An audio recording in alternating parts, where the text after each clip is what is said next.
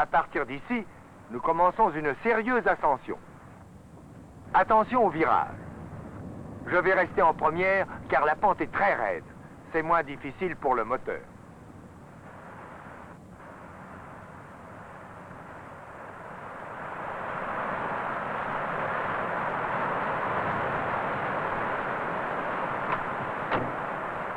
Arrêtons-nous d'un instant près de ce petit ruisseau.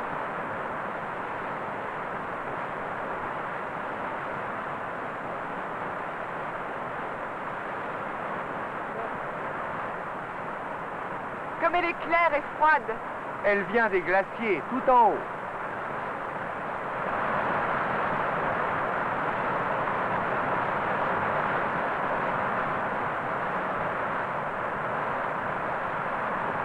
Cette petite chute et ce ruisseau qui s'élance de rocher en rocher vont sans doute se jeter dans le Rhône.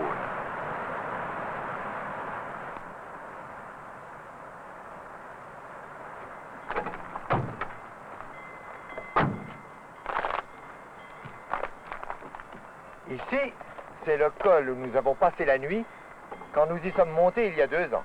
Dans un hôtel, j'espère, pas à la Belle Étoile. Oui, quand il y a de la neige partout, moi aussi je préfère un hôtel. Et c'est justement dans cet hôtel que nous avons dormi. Il y a beaucoup de neige pour cette saison. C'est parce que nous sommes à une altitude de 7000 pieds. C'est un glacier? Ou plutôt ce qu'il en reste, car il a déjà bien fondu à cette saison-ci. En voyant ces montagnes rocheuses et sauvages, on se rend compte de l'immense force de la nature, que l'homme en comparaison est frêle.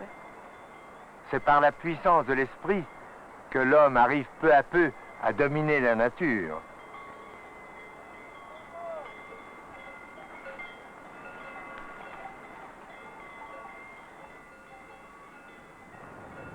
Nous descendons plus rapidement que nous ne montions. Et le ruisseau descend avec nous.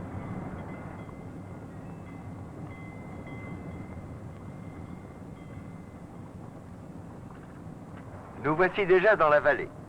Voilà des vaches des Alpes. En voilà sur la route.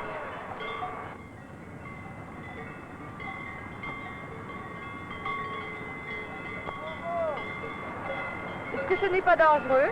Pas trop. Les montagnards ne peuvent pas mettre une clôture autour de chaque montagne. Alors ils ont l'habitude de laisser pâturer leurs bêtes avec une cloche au cou.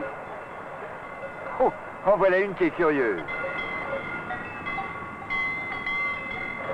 Maintenant, nous pouvons passer.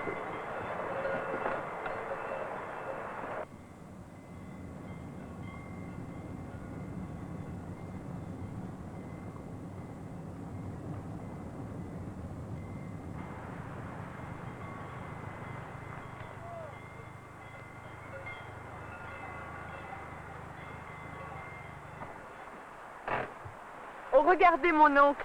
Le lac ressemble à un grand fleuve. En effet. Voyez sa belle couleur émeraude. Est-ce que l'eau est vraiment de cette couleur? Non. C'est la verdure des montagnes reflétées dans le lac qui donne cette couleur. Continuons.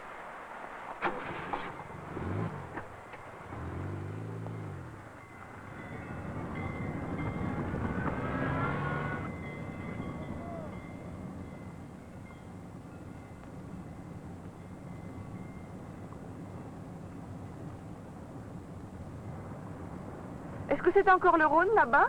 Oui. Vous dites que Marguerite vous attend? Oui. Elle m'attend chez elle. Je vous conduirai chez Marguerite. Très bien. Et merci. J'irai avec vous pour chercher un hôtel. Le soleil tombe. Quel joli crépuscule.